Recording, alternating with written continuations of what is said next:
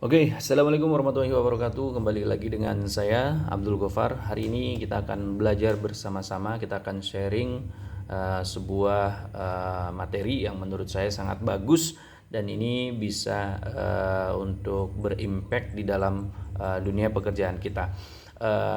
Materi kali ini kita akan bahas terkait dengan 7 habit yang akan merubah kita di dalam pekerjaan kita. Ya, apa aja habit tersebut? Yang pertama adalah fokus ke kelebihan, ya, bukan kekurangan. Jadi yang dimaksud di sini kelebihan adalah walaupun terdengar klise, ya, namun ini adalah fakta, ya, fakta di tiap kehidupan, ya. Tiap orang pasti memiliki bidang kemampuannya masing-masing, ya.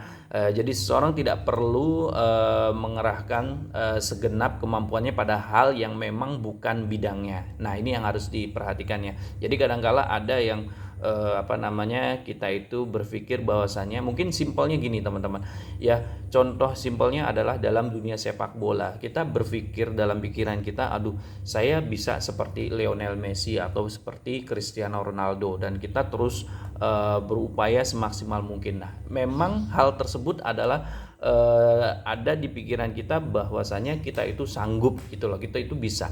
Tapi pada kenyataannya adalah sebenarnya itu bukanlah bidang kita. Sekeras apapun, semaksimal apapun usaha kita, kita tidak akan bisa sama seperti mereka. Nah, makanya di sini kita akan belajar terhadap satu adalah fokus pada kelebihan kita, ya. Jadi bukan ke kekurangan kita, ya. Jadi lebih baik kita memfokuskan pada bidang yang benar-benar kita kuasai, ya. Misalnya adalah seorang mempunyai rekan kerja yang sangat mahir membuat laporan keuangan, ya, hingga dipuji oleh atasannya. Namun pada kenyataannya seorang tersebut tidak punya bakat dan memang tidak antusias untuk bekerja dalam ketelitian. Nah, dan hitung-menghitung sehingga tidak bisa untuk bekerja dalam laporan keuangan, ya. Jadi ketelitian dan hitung-hitungan, menghitung adalah kelemahannya, ya. Namun ia memiliki keahlian lisan yang bagus, ya, sehingga ia punya potensi untuk berdiplomasi dengan baik. Lebih baik dia memfokuskan, ya, dalam mengasah kelebihan lisannya daripada dia menggeluti bidang hitung-hitungan dia, ya, yang itu akan membuat dia lebih stres lagi, ya. Jadi itu, ya, yang pertama adalah fokus pada kelebihan kita. Terus yang kedua adalah mengontrol sikap. Apa yang dimaksud dengan mengontrol sikap adalah seorang yang sukses, ya, itu pasti akan memiliki attitude yang baik, ya. Attitude yang baik itu tercipta dari seorang yang dapat mengontrol sikapnya, ya, serta mengerti bagaimana membawa diri, ya kan. Nah, salah satu tips agar seorang bisa dengan mudah mengontrol sikapnya sewaktu-waktu di tempat kerja adalah dengan memiliki mood yang baik serta saat bekerja, ya.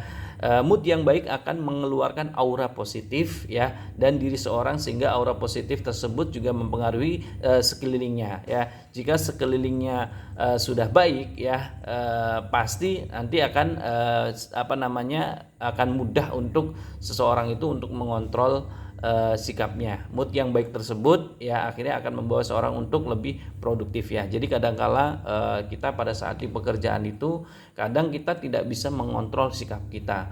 Alhasil pada saat kita lagi dalam pekerjaan itu akan mempengaruhi mood kita, yang nantinya adalah sikap kita tidak bisa kekontrol, ya. Jadi yang pertama adalah kita harus bisa menjaga sikap kita agar mood kita bisa terjaga, dan nanti mood tersebut akan mengeluarkan aura positif di dalam pekerjaan kita. Nah, yang ketiga adalah perhatikan makan, ya. Di sini yang dimaksud adalah perhatikan makan adalah ibarat sebuah mesin, ya. Manusia perlu bahan bakar, ya kan. Bahan bakar manusia tak lain dan tak bukan adalah makanan, ya. Ada pepatah yang mengatakan bahwa you are what are you do with, ya, you are what you eat, ya. Jadi apa yang kamu makan, ya, kamu adalah apa yang kamu makan. Jika seorang ingin sukses di kantor, seorang harus memulai untuk memperhatikan asupan makanannya, ya. Asupan makanan yang masuk ke tubuh haruslah makanan yang diperlukan untuk tubuh ya. Yang masuk ke tubuh harus makanan yang diperlukan untuk tubuh untuk bisa menunjang performa pekerjaan kita ya. Dianjurkan untuk makan makanan yang baik dan vitamin agar tubuh bisa terjaga kesehatannya sehingga seorang dapat terus bekerja dengan maksimal dan menghasilkan pekerjaan terbaik di kantornya ya. Jadi kita harus bisa memperhatikan pola makan ya. Pola makan itu nanti akan mempengaruhi kinerja kita dalam pekerjaan kita ya. Yang keempat adalah mempunyai ritual refleksi malam ya. Maksudnya gimana? Refleksi malam adalah jadi gini teman-teman. Ya, kita harus bisa membangun pikiran positif ya. Jadi refleksi malam itu dilakukan dengan cara mereview kejadian apa saja yang terjadi pada hari itu ya, dalam satu hari itu ya. Itu entah kejadian baik ataupun kejadian yang tidak baik ya. Kita review ya. Kita review coba dengan menggunakan kacamata dari sisi pandang positif untuk menginterpretasikan kejadian tersebut ya. Jadi dengan begitu ya kita akan memiliki pikiran yang positif sehingga besoknya ya kita akan mendapat mood yang baik untuk pergi berangkat kerja ya. Refleksi malam itu berguna untuk melatih ya seseorang agar pandai bersyukur ya. Terus yang kelima adalah menciptakan atau menetapkan deadline sendiri ya. Jadi maksudnya gini teman-teman ya. Kita pasti punya tugas dari atasan ya. Jadi kita harus bisa menentukan deadline kapan tugas tersebut harus selesai ya. Sebaiknya seorang karyawan harus menetapkan deadline sendiri agar pekerjaan dapat cepat selesai dan pekerjaan menjadi lebih terorganisir ya. Jadi itu pentingnya adalah kita harus punya deadline pekerjaan kita kapan mau kita selesai ya. Terus yang keenam adalah hindari multitasking ya. Multitasking adalah melakukan pekerjaan lebih dari satu pekerjaan itu dijadikan dalam satu waktu ya. Itu juga kurang baik untuk efektivitas pekerjaan kita ya.